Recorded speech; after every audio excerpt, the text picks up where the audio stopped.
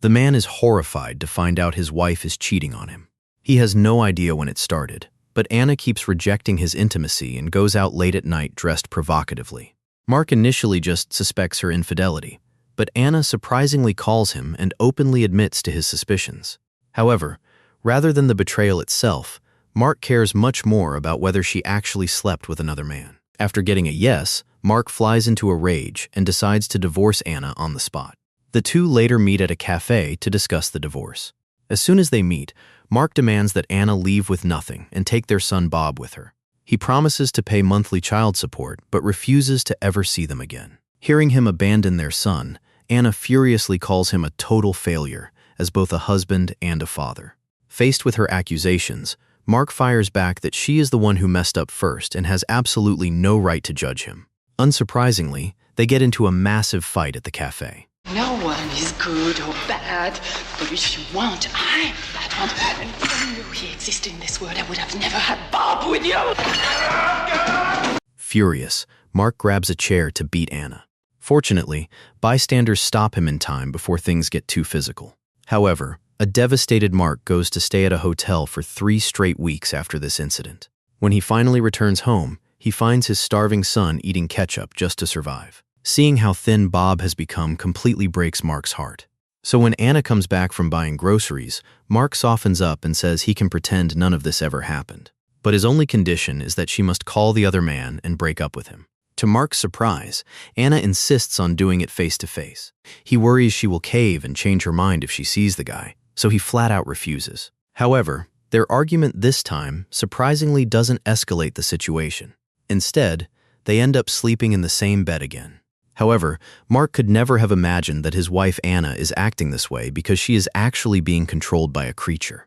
Sure enough, Mark wakes up in the early hours of the morning to find Anna missing from the bed.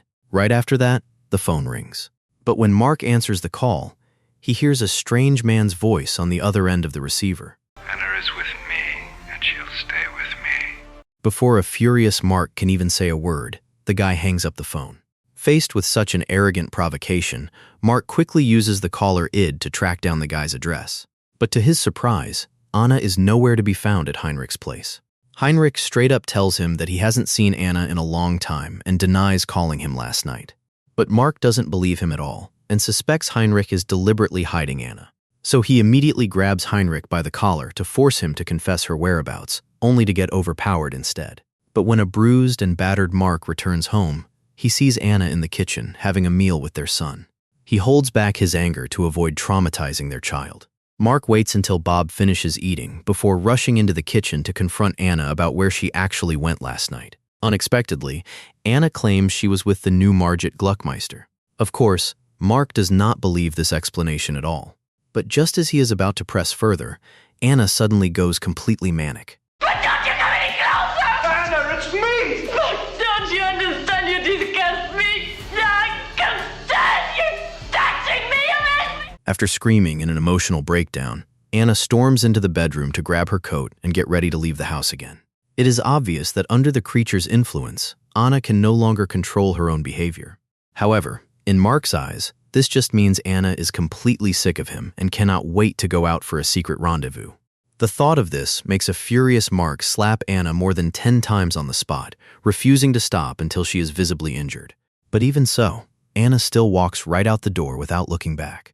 To stop Mark from following her, she actually dashes straight toward a moving truck. If the driver had not swerved in time, Anna absolutely would not have survived. Seeing this, Mark finally understands that Anna is desperate enough to risk her life just to stop him from following her. However, this does not stop him.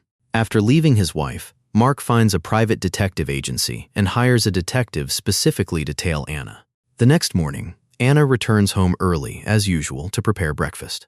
Mark also tries to repair their relationship, but ironically, every word he says just ends up provoking Anna. You know, when I'm away from you, I think of you as an animal or a woman possessed, and then I see you again, and all this disappears. It is not hard to see from Mark's words that he wants Anna to become a completely obedient wife to her husband. And precisely because of this, he is unable to accept the real Anna. This is the very root cause of their endless arguing as a couple. Disappointingly, Mark still has not realized this issue and keeps rambling on. Eventually, The pressure becomes too much for Anna to bear, and she actually suffers a self-destructive crisis. Fortunately, Mark stops her in time, preventing a tragedy.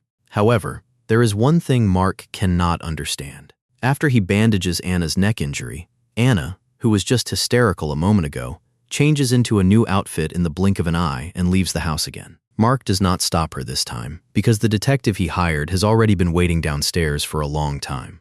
The detective tails Anna all the way, following her on the subway across more than half of West Berlin, finally arriving at Anna's other apartment. Seeing this, the detective quickly uses a nearby payphone to tell Mark the apartment address. He then disguises himself as a property maintenance worker to enter the apartment under the pretext of checking the windows and tries to find out the identity of the lover. But strangely enough, the detective searches the entire living room and bedroom but does not see anyone else. This leaves the detective feeling quite confused. Just as he thinks Mark has most likely misunderstood Anna, he suddenly has a flash of inspiration and realizes he has not checked the bathroom yet. And when he makes this request, a trace of panic sure enough appears on Anna's face. Even more unbelievably, to stop the detective from entering the bathroom, she actually brings out a bottle of wine and attempts to use her seduction to make him drop the investigation. Oh, dann wieso? Miss, it doesn't make any sense. Kids, I only came for the windows. Watching the detective walk away, Anna's expression turns ice cold as she smashes the wine bottle onto the floor. Meanwhile, the detective walks into the pitch-black bathroom. He expects to find clues here, but is shocked to see a massive lump of flesh plastered across the wall. Even more bizarrely, this fleshy mass has a pair of faintly glowing green eyes. While the detective stands frozen in shock, Anna silently creeps up behind him and fatally attacks him. Just as the detective loses his life to Anna, a woman who looks exactly like her walks into Mark's home. The woman is Helen, Bob's homeroom teacher. She is here for a home visit, originally just wanting to check in on Bob's family situation. However, after reading Bob a bedtime story, she notices the messy kitchen and takes the initiative to clean it up spotlessly. Mark takes all of this in, contrasting her with his emotionally unstable and cheating wife. Gentle Helen could simply be called an idealized counterpart. So he couldn't help but boldly confess his love to Helen. Eventually, Helen couldn't resist Mark's affection either and spent the night together with him. By the next morning, the boss of the detective agency hurriedly found Mark to tell him that the detective responsible for tailing Anna had mysteriously disappeared. Mark knew well that once he called the police, they would inevitably find out during their investigation that both husband and wife had betrayed each other. Therefore, he could only have Zimmerman go look for the detective's whereabouts first. And when Zimmerman hurried to the apartment, Anna was on her hands and knees, scrubbing the floor. After confirming that Anna had seen that detective, the boss searched all around the room. Unexpectedly, he saw the creature lying on the bed in the bedroom. It turned out that after killing the detective, the creature, a mass of rotten flesh, had actually grown tentacles. Meanwhile, Anna was beside it, looking at it with an obsessed expression. He made love to me all night. However, Zimmerman didn't notice Anna's outrageous words, because he had already seen the remains hidden by the door, and in his grief and anger, he immediately fired a shot at her. Little did he know that Anna, who was protected by the creature, she not only emerges completely unharmed but also snatches the gun and beats Zimmerman to death. After two people die, Anna's mental state becomes increasingly unstable. She constantly switches back and forth between sanity and total madness. To relieve this pressure, she even tries to go to a church to beg for help. But when she faces the holy statues, she realizes she is suffering from a massive crisis of faith. After returning home, Anna unsurprisingly trashes the house completely. She then tells Mark that whenever she cheats on him, she suffers through the agonizing ordeal of feeling loyal to him. But when she tries to be a loyal wife, she simply cannot stop herself from seeking out cheap thrills. After saying all this, she leaves the house once again. In Mark's eyes, since Anna refuses to be a loyal wife, he might as well just give her exactly what she wants. So he makes a call and gives Heinrich the exact address of Anna's secret apartment. After getting the news, Heinrich grabs a bouquet of flowers, hurries over, and gets ready to hook up with Anna. However, before he can even take off his coat, he spots the creature sitting right in the bedroom. By now, the creature has already taken on a vaguely human shape. Heinrich merely glanced at him and nearly went blind. Anna took this opportunity to seriously wound Heinrich. In her eyes, with just one more transformation, the creature would be able to take human form. However, Heinrich had some fighting background after all and still managed to escape despite being critically injured. However, Heinrich didn't call the police, but chose to contact Mark first, telling him the truth about Anna killing someone and arranging to meet him at a bar near the apartment. Hearing this, Mark hurriedly entrusted his son to Margit Gluckmeister's care and immediately set off. But when Mark arrived at the apartment, Anna and the creature were already nowhere to be found, and he only found the remains hidden in the refrigerator.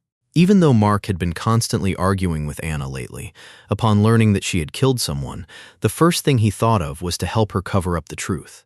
But when going to the bar to find Heinrich to discuss countermeasures, this man who usually talked about his love for Anna all the time actually wanted to run away at the critical moment. You have money, I know it. You have to get me out of here and send me on a long trip to restore my harmony. But Heinrich didn't seem to know. Only dead men can keep a secret. Just like that, Heinrich is drowned in the toilet. After taking care of Heinrich, Mark returns to the apartment and triggers a gas explosion to completely erase all traces of Anna's murder. However, Mark never expects that when he returns home, he will see a severely injured Margit Gluckmeister appear in the elevator. Mark immediately understands that this must be Anna's doing again. Looking at her severely injured husband, Anna is not surprised, but painfully expresses that she cannot control herself. Then Anna takes the initiative to help Mark clean up after the incident.